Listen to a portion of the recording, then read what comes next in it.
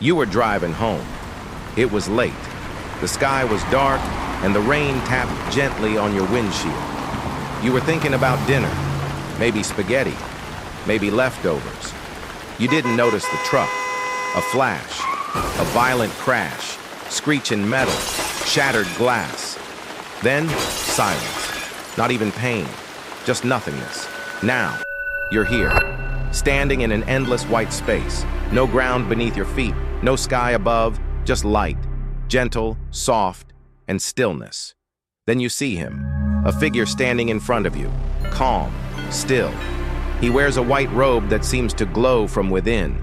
His eyes, kind, like he knows you. You try to speak, but he raises his hand gently. You died, he says, like he said it 1,000 times before, like it's no big deal. You blink, once, twice.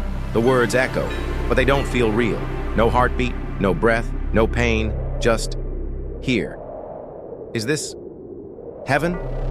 Your voice breaks slightly. It sounds like you, but softer, distant. He smiles, not with joy, but with calm understanding. Not quite, he says. It's more like a waiting room. You glance around at the nothingness, a white void stretching forever, no doors, no sky.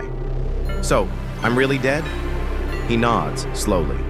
Yes, you died just a moment ago. Car accident, quick, instant. You try to remember the flash, the truck, the glass, but it's all blurry, like someone else's dream. What happens now, you ask? The old man steps a little closer, yet there's still a distance between you. Not space, something else, like time folded in half. Now, he says gently, now you begin again. Begin again? You'll be reborn, in another time, another body.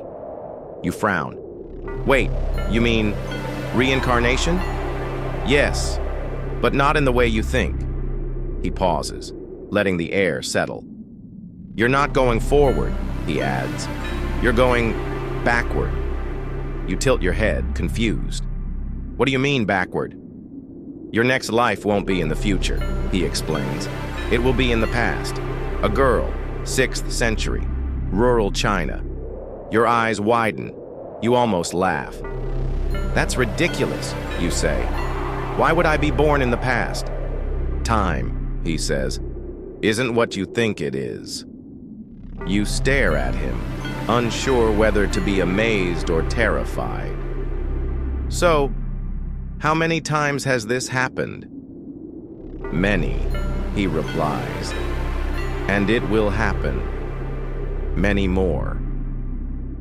Let me tell you a secret, he says. His voice is quiet, but it fills the space around you. You are everyone. You stare at him, waiting for the punchline. None comes. What do you mean? Every human who ever lived, or ever will live. They're all you. He steps closer, not physically, but cosmically. The child crying in Ethiopia, the old man dying in Rome, the soldier screaming in the mud, the mother kissing her newborn, the king, the beggar, the killer, the victim. All of them? He nods. Every single one. Your knees weaken. The whiteness around you begins to shimmer, shift. You see flickers, a woman's face sobbing, a boy laughing, a man holding a gun, a girl hugging her dog. Then a crowd, a sea of faces, different eyes, different lives, all looking back at you, and all of them feel familiar. So every time I hurt someone, you hurt yourself. And when I was kind, you were kind to you. Silence. A long, terrible, holy silence. Why? You finally whisper. He smiles again. Because you're growing. This universe, he says, is an egg. And you are hatching. Silence. The kind of silence that feels like truth.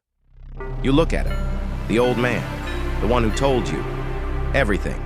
And suddenly, you understand. You're not scared anymore, not confused, just still. So, what happens now? He smiles. Now, he says, you go back. Back where? To a life, to another version of you. You nod, slowly. He walks toward you, but this time you don't flinch. He places a hand on your shoulder. It feels like warmth, like sunlight on skin, like a memory you've always had. This is not the end, he whispers. It never is. The whiteness around you begins to dissolve, like a shell cracking from the inside. There's a soft hum now, a pulse, a heartbeat. You close your eyes, and then light.